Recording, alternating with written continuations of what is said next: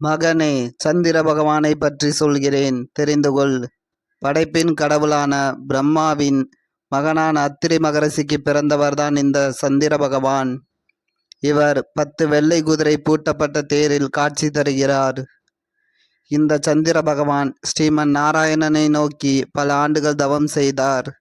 தவத்தில் மகிழ்ந்த ஸ்ரீமன் நாராயணன் இவர் முன் தோன்றி இவருக்கு நவகிரகங்களில் ஒருவராகவும் மனிதர்களின் மனதை கட்டுப்படுத்தக்கூடிய ஆற்றலையும் கொடுத்தார். அதோடு சந்திரனை ராஜசூய யாகம் செய்யும்படி கூறினார். இதை அறிந்த சிவபெருமானின் மாமனாரான தட்சன் தனது 27 மகள்களையும் சந்திரனுக்கு திருமணம் செய்து வைத்தார். திருமணமான பின்பு சந்திரன் ராஜசூய யாகம் செய்ய முடிவு செய்தான். இந்த ராஜசூய யாகத்தில் கலந்து கொள்ள மும்மூர்த்திகள், தேவர்கள் என அனைவருக்கும் அழைப்பு விடுத்தான். அனைவரும் தங்களது மனைவியுடன் சந்திரன் நடத்தும் ராஜசூய யாகத்தில் கலந்து கொண்டனர். ராஜசூய யாகம் நடக்க நடக்க சந்திரனின் அழகும் வலிமையும் அதிகரிக்க துவங்கியது. ராஜசூய யாகம் முடிந்தவுடன் தேவர்கள் மற்றும் அவர்களது மனைவிகள் அங்கிருந்து புறப்பட்டு சென்று விட்டனர். ஆனால் குருதேவரின் மனைவியான தாரை மட்டும் அங்கே தங்கிவிட்டார். பின்பு சந்திரனின் பாட்டனாரான பிரம்மதேவன் கட்டளையிட தாரையை குருவிடம் அனுப்பி வைத்தார். ஆனால் அப்பொழுது தாரையின் வயிற்றில் சந்திரனின் மகனான புதன் இருந்தார். பின்பு புதனை சந்திரனின் வளர்ப்பில் விடப்பட்டது. சந்திரன் புதனை தனது 27 மனைவிகளிடம் கொடுத்து வளர்க்கும்படி கூறினார்.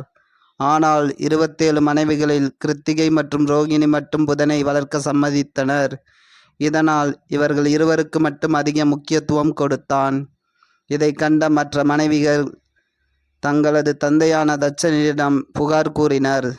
தட்சன் கோபப்பட்டு நாள் ஒன்றுக்கு ஒரு களை தேய்ந்து 15வது நாள் இறக்கும்படி சாபம் கொடுத்தார்.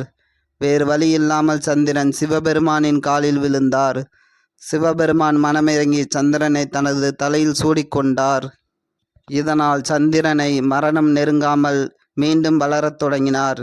இவ்வாறு அமாவாசை முதல் பௌர்ணமி வரை சுக்லபட்சமும் மற்றும் பௌர்ணமி முதல் அமாவாசை வரை கிருஷ்ணபட்சமும் மாறி மாறி வருகிறது.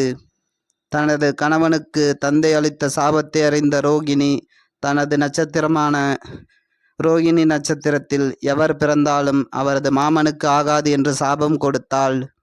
இவ்வாறு நாட்கள் செல்ல செல்ல சிவபெருமானுக்கு விநாயகர் பிறந்தார். விநாயகரின் தலை யானை முகத்தில் இருப்பதை கண்ட சந்திரன் அவரை கேலி செய்தான்.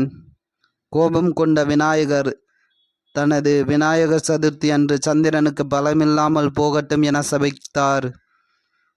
மீண்டும் வேறு வழியில்லாமல் கருணை கடலான சிவபெருமான் காலடியில் விழுந்தான். மனமிறங்கிய சிவபெருமான் சந்திரனை காப்பாற்றி அமுதம் கடைந்த திருப்பார்கடலை உடைய கடகராசி உனக்கு சொந்த வீடாகவும் கொடுத்து நவகிரக பரிமாலனத்தில் எந்த கிரகம் எப்பொழுது யாருக்கு என்ன பலன் கொடுக்க வேண்டும் என்பதை தீர்மானிக்கக்கூடிய பொறுப்பையும் கொடுத்தார். இதனால்தான் சந்திரனை வைத்து தசா புத்தியானது கணக்கிடப்படுகிறது. அதோடு சந்திரன் இருக்கும் இடத்தை வைத்து கோச்சார பலன்கள் கணிக்கப்படுகிறது. இது உனது குருவின் வாக்காகும்.